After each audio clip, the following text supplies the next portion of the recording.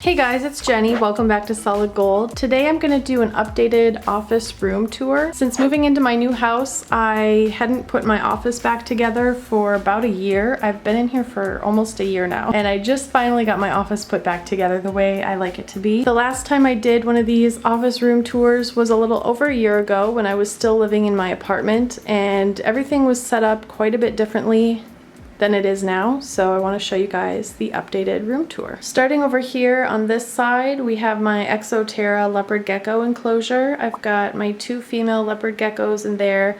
It's currently daytime, so they are sleeping since they're nocturnal animals, but that's where they live. I have them set up on top of this dresser. I needed a place to set their tank. It used to be up there on top of my desk way in the corner, and I could never get to them to really enjoy them or ever look at them, so I decided to put them down here where I can see them better, and since doing that I've actually really loved it because I just get to see them so much more and interact with them a lot more. And then above my leopard gecko tank I have my bulletin board where I put things that you guys have sent me. I have a PO box which I will put right here on the screen if you want to send me something. Look at that. That has glitter hair. That's what that is. This person drew me as a mermaid with goldfish all around me. How cool is that? It's just really heartwarming for me to have this visual reminder of all of you guys out there watching my videos and supporting me. So now moving on to my desk area is actually where I sit to film my videos, as you guys probably know. I think it's the IKEA Expedit desk. Anyways, it comes with like this big shelf and then a L-shaped desk portion to project off the side of it. I've had this desk for probably a good 5 years, and honestly I'm getting kind of tired of it. Like, it's not quite doing it for me anymore, and it's seen better days. It's been through quite a few moves since I got it. I moved out of my house into an apartment in Minnesota, and then I moved from Minnesota to Florida into an apartment, and then from my apartment in Florida to my house in Florida, so it's just been like, it's been through a lot. It has a few dings on it, and it's seen better days. Right, Grim? Yes. So I would like to get a new desk, but I'm holding off for now because I need to save up and prioritize some other things first. Obviously, it's not like a huge priority. I just would like to have a new desk at some point. Got dual monitors with my one computer, so I can be editing a video and have Photoshop open at the same time to be working on the thumbnail image for that video, or, you know, whatever other combination of things that I want to do. So what are these things that I have on the shelf anyways? This back here is just a little drawing that I did of a butterfly telescope goldfish in top view. This is a vintage goldfish paperweight that I got from Etsy.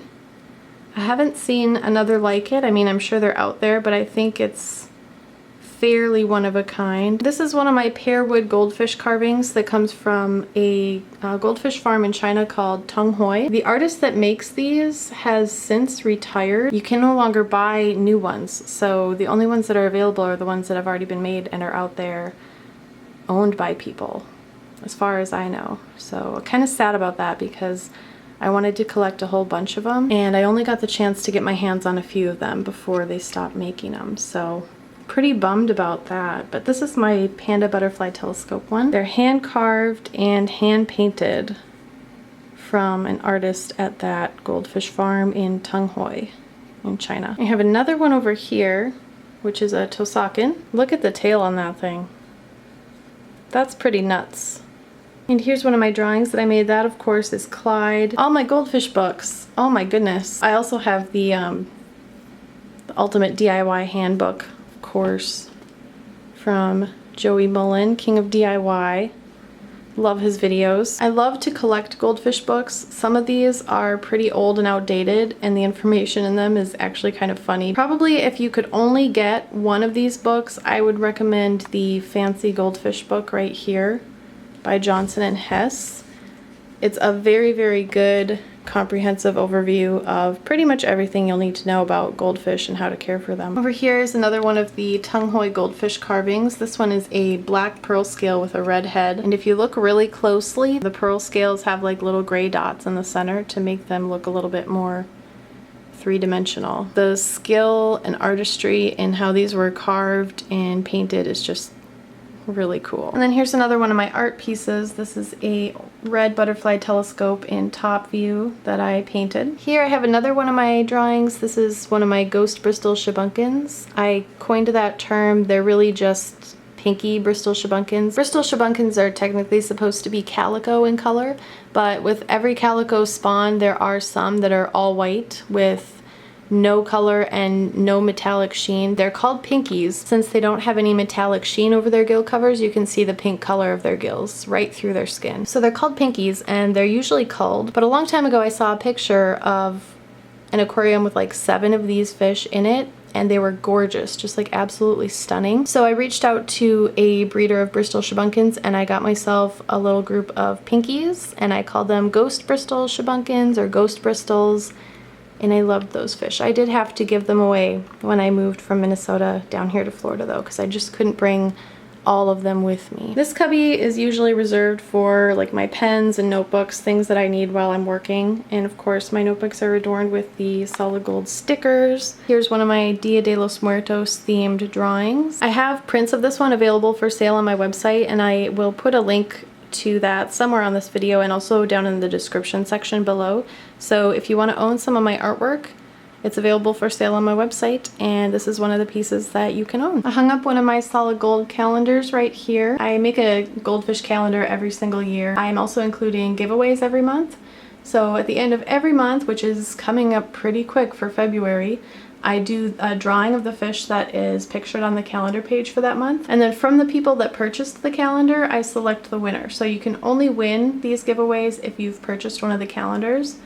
So even though we're a couple months into the year now, there's still a very, very good reason for you to purchase one of the calendars, because there's going to be a giveaway every single month of this year. And you're only eligible to win in the giveaways if you have purchased a calendar. Here I just have my filing cabinet with my printer on top of it, and of course, representing the solid gold stickers. You guys have sent me on Instagram and Facebook pictures of what you have stuck your solid gold stickers on, and I am loving it. On top of my desk I have my 5-gallon Fluval Spec with my adorable little betta fish or betta fish in there. His name is Arlo, and he came from Momo Bettas USA. He's a copper colored Dumbo half moon. He's called Dumbo because, or elephant ear, because he's got those huge pectoral fins that kind of look like elephant ears.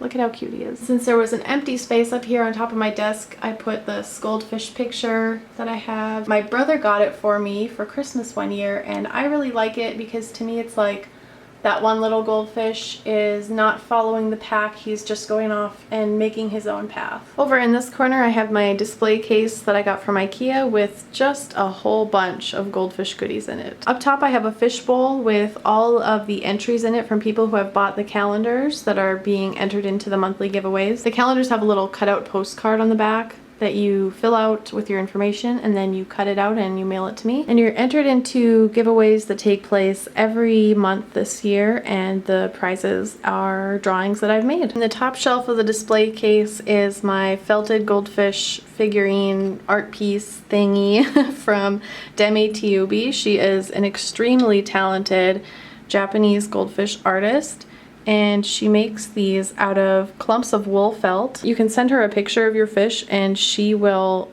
needle felt these little figurines and she'll make it look just like your fish. So obviously this one is Clyde. Oh my gosh, it's literally perfection. It's just the most perfect thing ever. And this is by far my favorite thing that I have in my entire collection of goldfish stuff. I also have a whole bunch of my Japanese gashapons in here. These figurines are little toys that come in the coin-operated machines that they have in Japan. And they had this series of goldfish ones.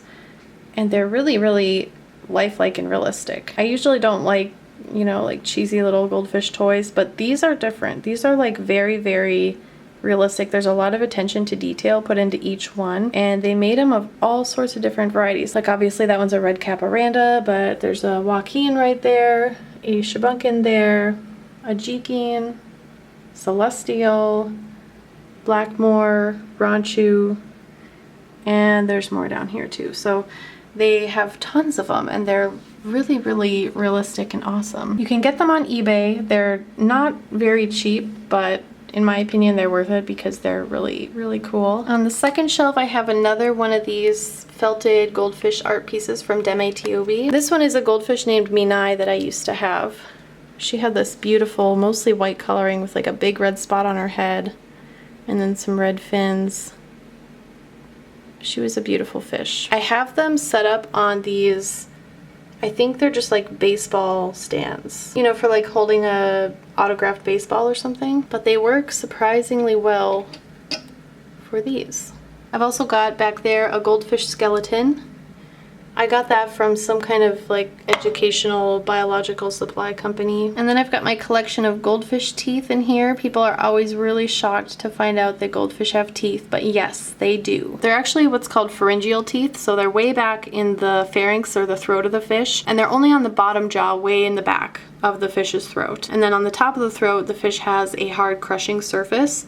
So what they do is they suck the food into their mouth, and then it goes way into the back of their throat where these pharyngeal teeth are located, and they crush the food with the teeth up against the hard crushing surface, and then it helps them be able to swallow it. And that's how they eat. The reason I have so many goldfish teeth, they actually are like sharks in that they lose their teeth regularly throughout their life. Every time they lose a tooth, they have a new one coming in right behind it. A lot of times as a goldfish keeper, you'll find these on the bottom of your aquarium, especially if you have a bare bottom aquarium without any sand or gravel. These will really stick out like a sore thumb. On this shelf are more of my Yujin goldfish gashapons, and then I've also got this thing, which I guess is like a miniature room divider type thing.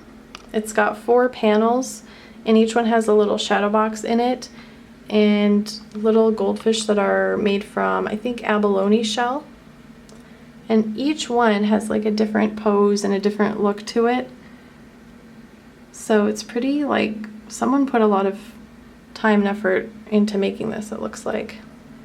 I found it at an antique store and I just love it. Here's the bottom shelf. This is another one of those Tung Hoi carvings, but this one is actually a koi. You can tell it's a koi because it's got a single tail, a torpedo body shape, and most importantly, you see those little barbells at each corner of its mouth? Yep, that is a koi, my friends. This one's unpainted. I got this one from Ken Fisher from Dandy Randos, and he lovingly referred to it as a turd because it's just a brown lump, basically, because it's unpainted.